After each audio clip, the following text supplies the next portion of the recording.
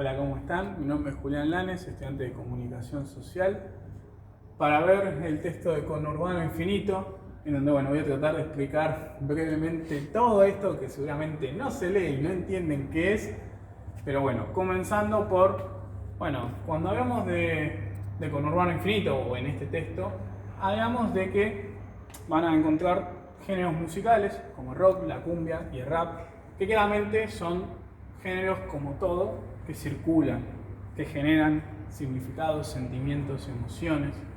Pero lo importante es ver en el texto abocado, cuando hablamos de conurbano, y por eso el infinito también, todo lo que pueden llegar a generar o de qué manera. Porque justamente cuando uno escucha música, se reconoce no solamente con la letra que está, sino se reconoce socialmente, políticamente, porque las músicas también hablan desde tomas de posiciones en el sentido político, y también, el genérico, ¿no? Es decir, cuando hay a veces cuestiones o ámbitos que pueden ser, múltiples y que seguramente están muy vinculados en la música. El texto arranca con las variantes de rock nacional, ¿no? Que al principio, en la década, ¿no? de los 60, nombra a Charly García, Spinetta, Virus, ¿no? Pero que como que estaba más orientado un poco a ciertas cuestiones que tenían que ver con la desocupación. Estaba el heavy metal, ¿no? Ahí como muy pendiente también. Pero con la llegada del gobierno militar, o más precisamente casi a su final, con la guerra de Malvinas en 1982, se produce un quiebre en el sentido de que, por primera vez, si no me equivoco, las radios tenían prohibido pasar música extranjera. Sobre todo, obviamente, la británica o norteamericana. Sobre todo la británica. Es donde entonces crece, se impulsa el auge del rock nacional, y también llegado para fines de los 90 surge lo que conocemos como rock chabón. El rock chabón estaba ligado en una década de un marco de sensibilidad total. Estamos hablando fines de la década del 90. La hiperinflación había alcanzado el país, sobre todo, los índices de pobreza eran altísimos. Recordemos que estaba la moneda del austral, que los valores eran muy altos, y por lo cual se adelantaron las elecciones por 6 meses para que Menem asuma antes la presidencia que ya dejaba Raúl Alfonsín. En este marco surgen estas músicas muy ligadas a los sectores populares, pero con un agregado, el anarquismo por un lado. El anarquismo, tengamos en cuenta que significa anarquía, es cuando ningún sistema estatal te representa o ninguna corriente política. Entendés que la única función para que cumpla un país, o para que mejor dicho funcione, es que justamente las personas simplemente se pongan de acuerdo sin intervención de otros. Es decir, es más ligado tal vez al colectivo, pero pequeño, local. Estos sectores populares se van a ver identificados con el rock chabón, ligados a lo familiar o a lo imaginario. Familiar es decir que te toca de cerca, pero ¿por qué imaginario entonces?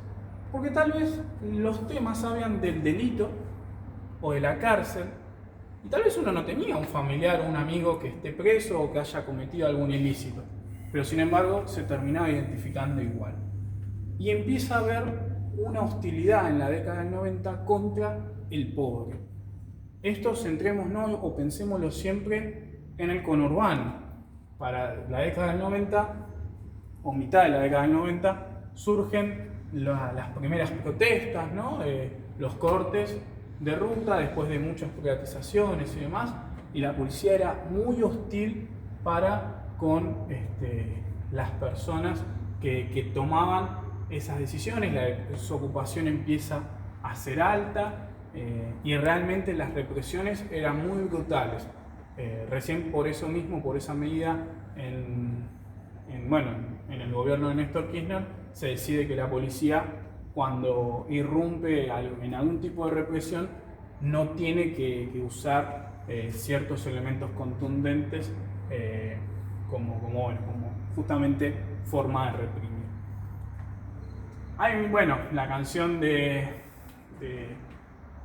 Indio con los redondos de ricota, la bestia pop, en una parte, bueno, el estribillo dice vamos a brillar mi amor, pero bueno, en el texto marca que para muchas personas tal vez la tomaban como vamos la Villa Amor, justamente, bueno, esa identificación que le generaba el barrio y con todo lo que eso cargaba, porque el barrio significa marginalidad, porque el barrio significa desocupación, pobreza, hostilidad a la policía. Las canciones empiezan a ser antipolicía, en donde se busca, digamos, esa contestación para con las autoridades policiales que empiezan a ser muy hostiles para con ciertos sectores de la sociedad, pero sobre todo, como siempre, las clases populares o las clases bajas. Las canciones se identifican como nacionalistas. Esto primero, recordemos que surge con el auge de la guerra de Malvinas, que no se podía escuchar otro tipo de música casi que no sea la nacional. Entonces, bueno, en ese sentido van a destacarse tres funciones. La primera, que la música se identifica para los oprimidos, y que estar oprimido por tu propio país es de una deshonra total, pero no para con uno mismo, sino para con las instituciones que fallan para con uno. Es decir, uno no puede ser pobre en su país, o no puede tener ciertos criterios de pobreza extrema en lugares en donde no puede revertir esa situación. Es muy triste, y obviamente la culpa la tienen las instituciones que fracasan, que hacen que estas posibilidades se ven irrumpidas por, bueno, en este caso estamos hablando de la década del 90, un modelo neoliberal que prácticamente dejó al país en bancarrota en muchos aspectos.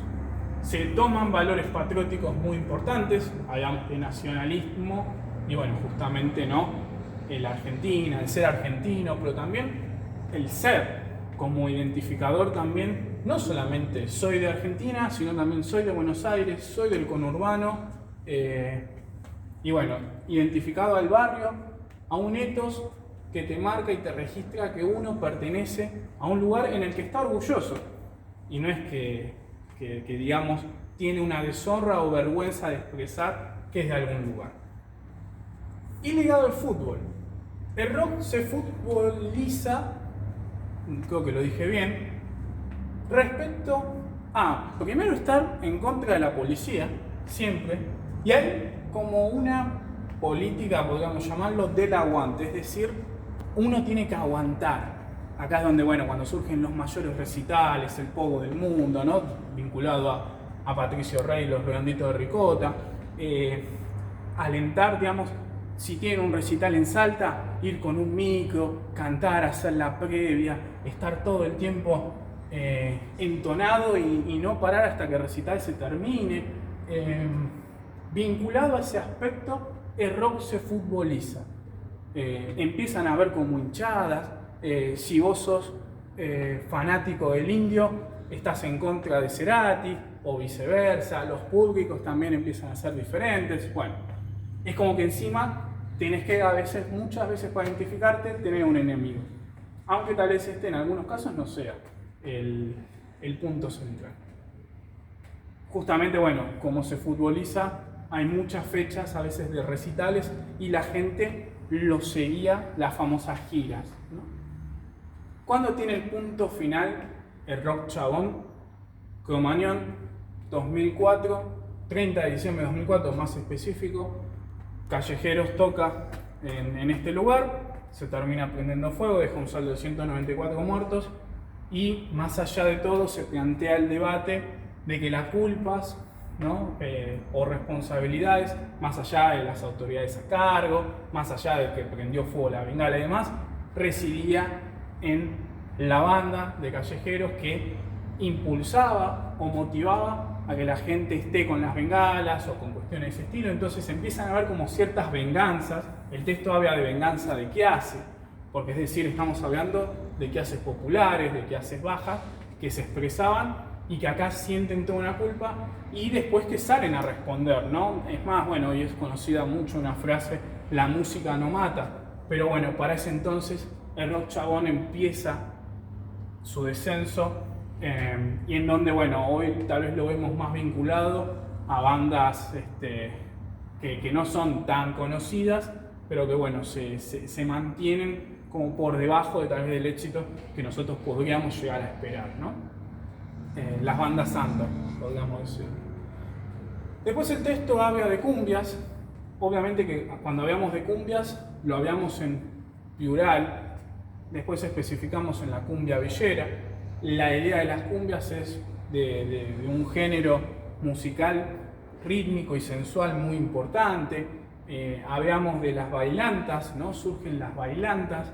La variación en el público también es muy importante porque se entendía en un principio que las cumbias era para bailar en los casamientos y ya está. Y después es como que se empieza a dar esto de que puede ser una música que salga a otros espacios, porque al principio se ha considerado una música vulgar. Por ejemplo, bueno, Los Palmeras es una cumbia santafesina, enfatizada tal vez en la guitarra, pero también en temas muy interesantes, que bueno, hacen también, ¿no?, parte de la identificación de uno mismo para con ciertos momentos. El centro de las cumbias, en este sentido, va a estar el neoliberalismo muy pendiente. La década de los 90, además de todo lo que mencioné, fue una década del consumo y de la joda, digamos, por primera vez, podríamos decirlo, a grandes niveles. Se empiezan a instalar muchas bailantas, muchos clubes bailables, donde iban muchas celebridades, tanto, digamos, del espectáculo como del fútbol, ¿no? Empieza, digamos, a hacerse muy famosa la noche. Casi uno podría decir, por primera vez, a los niveles como los conocemos tal vez el día de hoy. Y entonces las cumbias ocupan ese lugar en esos espacios, ¿no? Lo que primero era algo vulgar y terminan ocupando esos lugares de distensión y de hobby de muchos jóvenes o personas mayores también que recurrían a estos lugares, sobre todo, ¿no?, los fines de semana, como bueno, ya después empezó a ser algo habitual. Pero cuando hablamos de cumbia villera, más específico acá, y acá sí está ligado con el texto del conurbano, porque cuando hablamos de cumbia villera, seguramente que hablamos del conurbano, muy profundo, y hablamos del desempleo, hablamos de la policía, del robo, de drogas, de la sexualidad, pero porque uno tal vez a todo esto le encuentra connotaciones negativas. Y sin embargo, la realidad es que hay, digamos, empiezan a surgir bandas con esta tonalidad que apuntan en realidad a saber en dónde moverse. Es decir, no hay una letra que diga hay que robarle a tal o hay que matarlo, sino como que los robos tienen que ser a bancos, a empresarios o a alguien que sea como que, no sé, se haya puesto la gorra, digamos, en esa tonalidad. Mismo hay una canción de Mala Fama que dice le robaron la motito al boludo de Carlitos, y claramente te da una pauta de que justamente hay un código que se tiene que respetar en ciertos lugares que no se pueden romper, y que vos a cierta persona que comparte tu mismo barrio, tu misma urbe, está muy mal que vos, digamos, te muevas por ahí y termines cometiendo un ilícito, y más si encima sos una persona laburadora que no se lo merece y demás. Es como que dentro de todo tiene códigos a los que uno le permite identificarse con ese tipo de cumbias, aunque realmente tal vez no se siente identificado para nada en la vida cotidiana con lo que hace. Cuando vamos al apartado de sexualidad y género, obviamente nos encontramos que estos temas también tienen mucha vulgaridad y sexismo, que obviamente el contexto era muy diferente al de ahora, por eso después ven el texto de géneros y ya vamos a hablar de eso. Pero vemos acá como que, bueno, hoy el empoderamiento de la mujer hace que obviamente temas de este estilo ya vayan quedando por el camino, porque, bueno, prácticamente y con toda la razón empiezan a verse canciones de este estilo muy mal y más que repercusión para escucharlas, tiene una repercusión muy negativa en muchos casos que quieren terminar o que determinan en cancelaciones o de shows o del artista o de la canción en sí también. Es decir, ya no se puede tocar estos temas con total razón que bueno, antes se expresaban de muchas maneras y sobre todo vinculados en estos ámbitos. Es decir, bueno, la violencia simbólica que antes regía en estos lugares, hoy ya no sucede así. La música de protesta, que es decir, bueno, ¿es música de protesta todo esto que vemos? Sí, claramente que en muchos casos es música de protesta. Obviamente que si hablamos contra la policía, contra instituciones que fallan, mismo Callejeros con el Rock Chabón tiene muchas canciones interesantes contra la droga o lo que puede llegar a generar. Entonces, bueno, sí, obviamente que hablamos que las canciones son música de protesta en sí. Pero también hablamos de que las canciones por sí solas, más allá de que tengan lírica o algo por el estilo, también son muy contextuales o identificadas por cada uno. Es decir, cuando por ejemplo uno va al baile, no va solamente a bailar, va seguramente a escabiar o a tomar algo, va con amigos, va porque hay una amiga que le gusta y siente que tiene chances de poder llegar a algo allí. Es decir, hay todo un marco contextual en donde justamente hace de que, por ejemplo, uno cuando decide ir a un boliche no va solamente a bailar. Entonces, con ese mismo criterio, el mensaje que puede transmitir una música tiene muchas connotaciones alrededor también. Y bueno, justamente que cuando hablamos de la música de protesta también hablamos de ciertas características. Una es que se burla a veces de lo esperable, de lo que ya sabemos que puede tocar, ¿no? O que puede ser previsible. Y la otra es apropiarse de sonidos de vanguardia, por ejemplo, vinculado a la cumbia, en este enfrentamiento con el rock, sabía que podía apoderarse de ciertos aspectos que llegaban no a rivalizar, porque no, pero que bueno, respetando cada uno, ¿no?, con lo suyo. Para ir cerrando, la cumbia en el 2001 alcanza las clases medias, como casi todo en esa época, pues las clases medias se ven muy sumergidas en las protestas, ¿no?, en las movilizaciones para ese entonces, cuando surge lo del corralito, de que bueno, todos somos uno, y es cuando se junta la clase media con las clases bajas y muy bajas del país, casi que yo diría la única vez en la historia. Tal vez en el Cordobazo o algo pueda llegar a asemejarse, pero no como el 2001. Y justamente, bueno, la cumbia también tiene como ese marco de identificación muy importante allí.